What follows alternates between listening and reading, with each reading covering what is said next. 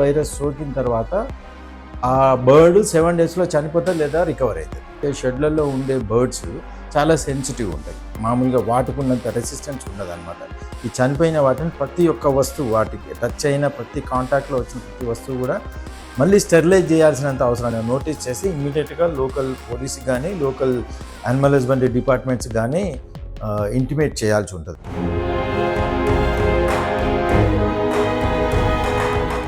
యూజువల్గా ఏంటంటే ఇప్పుడున్న ప్రస్తుతం ఉన్నటువంటి సిచ్యువేషన్లో బర్డ్స్ అంటే మన ఫామ్ రేరింగ్ బర్డ్స్ అంటే బ్రాయిలర్స్ కానీ లేయర్స్ కానీ షెడ్లలో ఉన్న బర్డ్స్ విపరీతంగా చనిపోతుంటాయి అన్నమాట. మాస్గా ఒకటేసారి మాస్ మోర్టాలిటీ రేట్ ఎక్కువగా ఉంటుంది. సడన్గా నైట్ వరకు ఉండి రేపు పొద్దున వరకు అన్నీ చనిపోయేది ఉంటుంది. వాటికి సిమ్టమ్స్ కనబడ్డ తర్వాత 2 డేస్ నుంచి 7 డేస్లో ఉన్న ఏవైతే కోళ్ళు అన్నీ ఉన్నాయో అన్నీ చనిపోయేటటువంటి అవకాశం ఉంటుంది.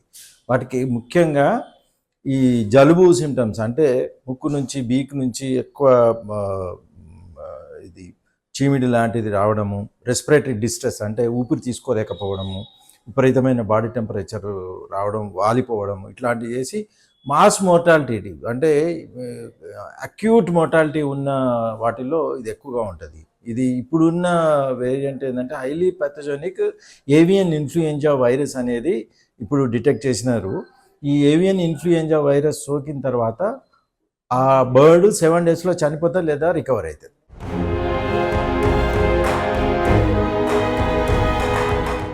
యూజువల్గా ఈ బర్డ్ ఫ్లూ కానీ ఏవియన్ ఇన్ఫ్లుయెంజా వైరస్ రకరకాలుగా ఉంటుంది. ఇది ఫ్రీ రోమింగ్ బర్డ్స్ అంటే జంగల్ బర్డ్స్ కానీ అడవి పక్షులు, ముఖ్యంగా అడవి పక్షుల్లో వాటి పేగుల్లో ఉంటుంది, అది వాటి హ్యాబిటెంట్లో ఉండిపోతుంది అనమాట. అది ఎప్పుడైతే వాటికేం కాదు, అవి ఓన్లీ క్యారియర్స్గా ఉంటుంది. అవి ఎప్పుడైతే వాటికి సంబంధించిన ఫీకల్ మెటీరియల్ కానీ అవి తిని వదిలేసినటువంటి ఫుడ్ పార్టికల్స్ కానీ ఎక్కడో అక్కడ నుంచి వచ్చే కంటామినేషన్ జరిగినప్పుడు ఎప్పుడు ఈ మన ఏదైతే షెడ్లలో ఉండే బర్డ్స్ చాలా సెన్సిటివ్ ఉంటాయి. మామూలుగా వాటికున్నంత రెసిస్టెన్స్ ఉండదన్నమాట. ఇవి ఈజీగా అంటే ఫీడ్ ద్వారా కావచ్చు, వాటర్ ద్వారా కావచ్చు, అంటే మన ఎయిర్బోర్న్ డిజీజ్ అంటే గాలి నుంచి వచ్చేటటువంటి దుమ్ముతో గాడి ఆ వచ్చిన వైరస్ ఆ షెడ్లో వచ్చిందంటే అది ఇమ్మీడియట్గా స్ప్రెడ్ అయ్యి ఒకదాని నుంచి ఒకటి కాంటాక్ట్ ద్వారా ఒకదాని ఫుడ్, ఒక తాగిన వాటర్ ఇంకోటి తాగడం, ఇట్లా చేసిన తర్వాత ఆ వైరస్ అనేది విపరీతంగా వ్యాప్తి చెందుతుంది. చాలా ఫాస్ట్గా వ్యాప్తి చెందిందంటే 2 డేస్లో అది చనిపోయే పరిస్థితి వస్తుంది. దాంతోపాటు మిగతా కూడా చనిపోయే పరిస్థితి వస్తుంది. ప్లస్ ఒక షెడ్ నుంచి ఇంకో షెడ్కి వాహనాలు మూమెంట్ ఉంటుంది, ఏది కోళ్ళు పికప్ చేసుకోవడానికి కానీ ఈ ఫార్మరు ఫీడ్ ఒక దగ్గర నుంచి ఇంకో దగ్గర తీసుకొచ్చేటప్పుడు కానీ ఇట్లాంటి వేరియస్ రూట్స్ ద్వారా ఒక షెడ్ నుంచి ఇంకో దగ్గరికి అది ట్రాన్స్మిట్ అయ్యే ఛాన్స్ ఉందన్నమాట. అది దానివల్ల ఎక్కువ చనిపోయేటటువంటి అవకాశం ఉంది.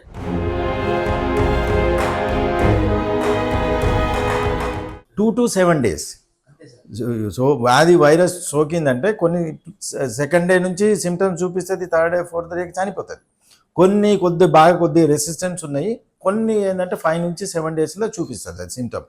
కానీ ఇవన్నీ ఎక్కువ మనకు షెడ్లలో కనబడతాయి కాబట్టి అవి సెన్సిటివ్గా ఉంటాయి కాబట్టి 2nd day 3rd day mortality start అయిపోతుంది.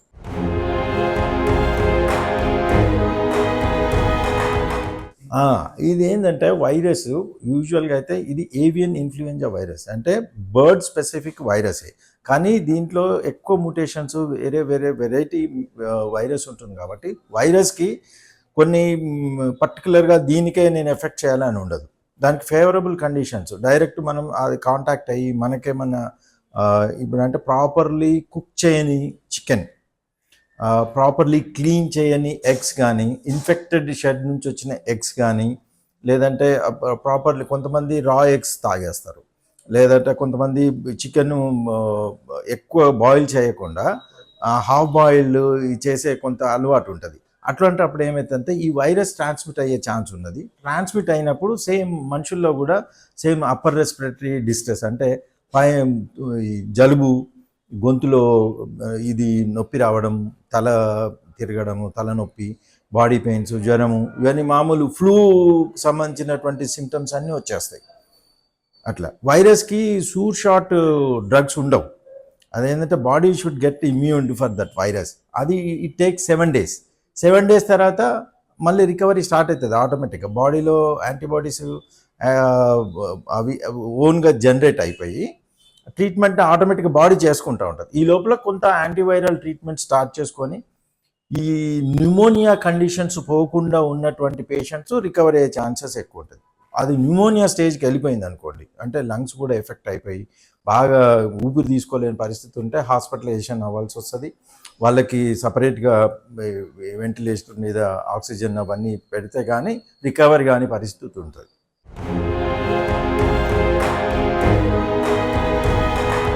ఒకటేసారి ఎక్కువ డాగ్స్ ఎక్కువ బర్డ్స్ చనిపోతాయి. అది మెయిన్ మాస్గా చనిపోతుంది. చనిపోక ముందు అది తల వేలాడేయడము, ఫుడ్ తినకపోవడం, ఫీడ్ అసలు ఏం తినకపోవడము, కళ్ళు వాచిపోయి కళ్ళు మూసుకొని ఉండడము, చొంగ లాంటిది బీక్ నుంచి కారడము, ఇది వాళ్ళకి తెలిసిపోతుంది.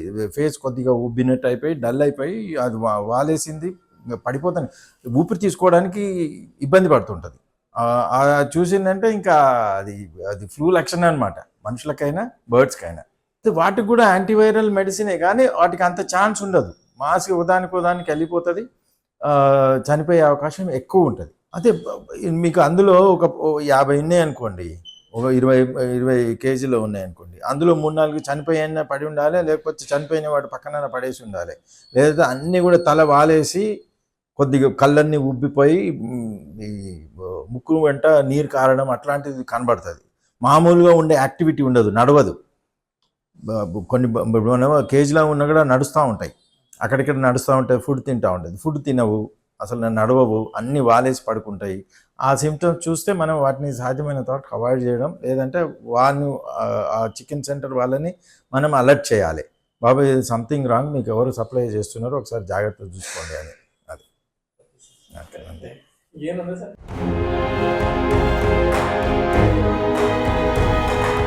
అది ఎప్పుడైనా రావచ్చు. కొద్దిగా ఫేవరబుల్ అంటే వైరస్కి ఫేవరబుల్గా ఉండేటటువంటి టెంపరేచరు, ఎక్కువ టెంపరేచర్లో వైరస్ బతకదు. ఆ ఫేవరబుల్గా ఉండేటటువంటి క్లైమేట్ అంటే కొద్దిగా మాయిస్ట్గా ఉండి, ఇప్పుడు ఎండ మరీ ఎక్కువ ఉండకపోవడము, దీంతో ఏంటంటే వైరస్ ఎక్కువ వృద్ధి చెందేటటువంటి అవకాశం ఉంటుంది.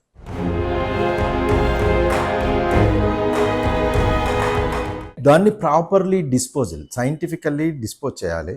దానికి ఎక్కడైనా కూడా యానిమల్ హస్బెండరీ డిపార్ట్మెంట్ వాళ్ళు దే గేవ్ గైడ్లైన్స్. కలెక్టర్స్ కూడా అందరికీ ఆర్డర్స్ ఉన్నాయి గవర్నమెంట్ నుంచి. మన ఇక్కడ కానీ 2 స్టేట్లో కానీ నేషన్ వైడ్ కూడా disease control authorities clear guidelines ఇచ్చినారు.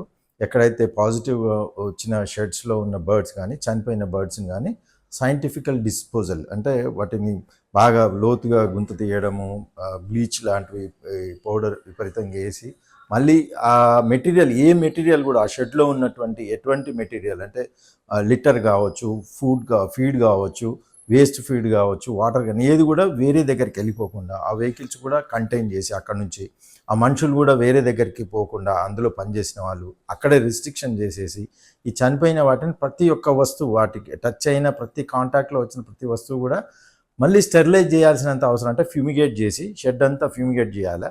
వీటిని ప్రాపర్గా సైంటిఫిక్ మెథడ్లో డిస్పోజ్ చేసేసి, అంటే ఆ డిస్పోజ్ చేసే వాళ్ళు కూడా మొత్తం డిస్పోజబుల్ మెటీరియల్ తోటి ఫుల్లీ కవర్డ్.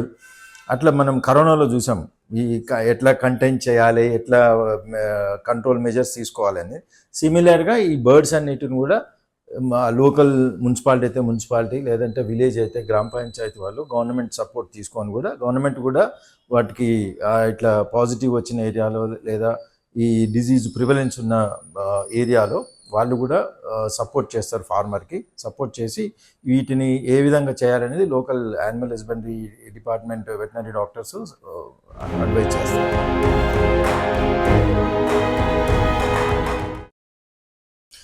చికెన్ తినొచ్చు, ఎగ్ తినొచ్చు, ఇబ్బంది ఏం లేదు. కాకపోతే ప్రాపర్లీ కుక్డ్ అంటే కంపల్సరీ ఆ 120 degrees పైన ఒక 15 minutes బాగా ఉడికిచ్చి తినాల. ఈ ఎగ్ కూడా హాఫ్ బాయిల్డ్ కానీ హాఫ్ బాయిల్డ్ ఆమ్లెట్ కానీ రా ఎగ్స్ కానీ ఇది తినడం అవాయిడ్ చేయాలి. ఇట్లాంటి చనిపోయిన బర్డ్స్ తెచ్చే చికెన్ సెంటర్స్ కానీ ఇప్పుడు ఏమవుతుందంటే కొద్ది సిక్ కాగానే ఫార్మర్ భయపడిపోయి తీసుకొచ్చి చికెన్ సెంటర్లో ఇచ్చేటటువంటి ఏదైనా నోటీస్ చేస్తే ఇమ్మీడియట్గా లోకల్ పోలీస్కి కానీ లోకల్ యానిమల్ హస్బెండరీ డిపార్ట్మెంట్స్ కానీ ఇంటిమేట్ చేయాల్సి ఉంటుంది. ఎందుకంటే ఎక్కువ మోతాదులో చనిపోయిన వ్యాన్స్ మనం చూస్తుంటాం. ఏదైనా ఒకళ్ళు వాడొచ్చి డంప్ చేస్తున్నా నియర్ బై చికెన్ సెంటర్లో వాళ్ళు పెట్టే కేజీలో ఏమైనా చనిపోయి పడి ఉన్నా వాడు అట్లాగే అవి తీసి కట్ చేస్తున్నా కూడా ఒక పబ్లిక్ హెల్త్ కాన్సెప్ట్లో మనం వాటిని కూడా అథారిటీస్ దృష్టికి తీసుకురావాల్సి ఉంటుంది.